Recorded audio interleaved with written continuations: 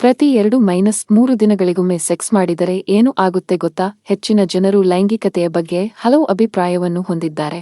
ವಾಸ್ತವವಾಗಿ ಲೈಂಗಿಕತೆಯ ಬಯಕೆ ಎಂದಿಗೂ ಕೊನೆಗೊಳ್ಳುವುದಿಲ್ಲ. ಆದರೆ ಪ್ರಶ್ನೆ ಎಂದರೆ, ಲೈಂಗಿಕತೆ ಎಷ್ಟು ಒಳ್ಳೆಯದು? ಫಲವತ್ತತೆ ಅಥವಾ ಆರೋಗ್ಯದ ಮೇಲೆ ಪರಿಣಾಮ ಬೀರದಂತೆ ಭಯವಿಲ್ಲದೆ ನೀವು ಎಷ್ಟು ಲೈಂಗಿಕ ಕ್ರಿಯೆ ನಡೆಸಬೇಕು? ಆಗಾಗ್ಗೆ ಸೆಕ್ಸ್ ಪುರುಷರ ವೀರ್ಯಾಣುಗಳ ಸಂಖ್ಯೆಯ ಮೇಲೆ ಪರಿಣಾಮ ಬೀರುತ್ತದೆ. ವಾರಕ್ಕೊಮ್ಮೆ ಸೆಕ್ಸ್ ಮಾಡುವುದು ಒಳ್ಳೆಯದು ಮತ್ತು ಫಲವತ್ತತೆಗೆ ಹಾನಿ ಮಾಡುವುದಿಲ್ಲ ಎಂದು ನೀವು ಕೇಳಿರಬಹುದು. ಆದರೆ ಹೆಚ್ಚು ಲೈಂಗಿಕ ಕ್ರಿಯೆ ನಡೆಸುವುದರಿಂದ ವೀರ್ಯಾಣುಗಳ ಸಂಖ್ಯೆ ಕಡಿಮೆಯಾಗುತ್ತದೆ ಮತ್ತು ಬಂಜೆತನದ ಸಮಸ್ಯೆಗಳಿಗೆ ಕಾರಣವಾಗುತ್ತದೆ ಎಂಬುದು ನಿಜವೇ ಅಥವಾ ಮಿಥ್ಯೆಯೇ?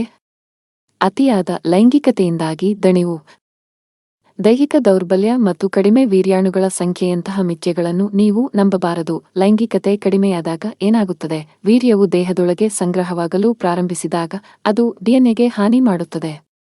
ದೇಹದಲ್ಲಿನ ವೀರ್ಯಾಣುಗಳು ಶಾಖ ಮತ್ತು ಒಡ್ಡುವಿಕೆಗೆ ತುಂಬಾ ಸೂಕ್ಷ್ಮವಾಗಿರುತ್ತವೆ. ಬಹಳ ಸಮಯದ ನಂತರ ಬಿಡುಗಡೆಯಾದಾಗ ಅವುಗಳ ಚಲನಶೀಲತೆಯು ಶಾಖ ಮತ್ತು ವಿಕಿರಣದಿಂದ ಪರಿಣಾಮ ಬೀರುತ್ತದೆ. ಪರಿಣಾಮವಾಗಿ ಬಿಡುಗಡೆಯಾದ ವೀರ್ಯಾಣುಗಳು ಅಸಹಜ ಗಾತ್ರದಲ್ಲಿರುತ್ತವೆ, ಎಣಿಕೆಯಲ್ಲಿ ಕಡಿಮೆ ಮತ್ತು ಕಡಿಮೆ ಚಲನಶೀಲತೆಯನ್ನು ಹೊಂದಿರುತ್ತವೆ. ಇದು ಏಕಕಾಲದಲ್ಲಿ ಪುರುಷ ಬಂಜೆತನಕ್ಕೆ ಕಾರಣವಾಗುತ್ತದೆ. ಹೊಸ ವೀರ್ಯವು ಫಲವತ್ತತೆಯನ್ನು ಸುಧಾರಿಸುತ್ತದೆ. ಹೆಚ್ಚು ವೀರ್ಯಾಣುಗಳನ್ನು ತಯಾರಿಸಲು ದೇಹಕ್ಕೆ 24-36 ಗಂಟೆಗಳ ಅಗತ್ಯವಿದೆ. ಆದ್ದರಿಂದ ನಿಸ್ಸಂಶಯವಾಗಿ ನಿರಂತರವಾಗಿ ಲೈಂಗಿಕ ಕ್ರಿಯೆ ನಡೆಸುವುದರಿಂದ ವೀರ್ಯಾಣುಗಳ ಸಂಖ್ಯೆಯನ್ನು ಕಡಿಮೆ ಮಾಡಬಹುದು. ಆದರೆ ಇಲ್ಲಿ ಆಸಕ್ತಿದಾಯಕ ವಿಷಯವೆಂದರೆ, ತಾಜಾ ವೀರ್ಯಾಣುಗಳು ಹೆಚ್ಚು ಚಲನಶೀಲತೆಯನ್ನು ಹೊಂದಿರುತ್ತವೆ ಮತ್ತು ಅವು ಹೆಚ್ಚು ಕಾಲ ಬದುಕುತ್ತವೆ. ಇದು ಫಲವತ್ತತೆಯನ್ನು ಸುಧಾರಿಸುತ್ತದೆ. ಆದ್ದರಿಂದ ವೀರ್ಯವು ದೇಹದೊಳಗೆ ಹೆಚ್ಚು ಕಾಲ ಸಂಗ್ರಹವಾದರೆ ಅದು ಫಲವತ್ತತೆಯನ್ನು ಕಡಿಮೆ ಮಾಡಲು ಕಾರಣವಾಗಬಹುದು, ಏಕೆಂದರೆ ಅವು ಶಾಖ ಮತ್ತು ಒಡ್ಡುವಿಕೆಯಿಂದ ಹಾನಿಗೆ ಹೆಚ್ಚು ಸೂಕ್ಷ್ಮವಾಗುತ್ತವೆ.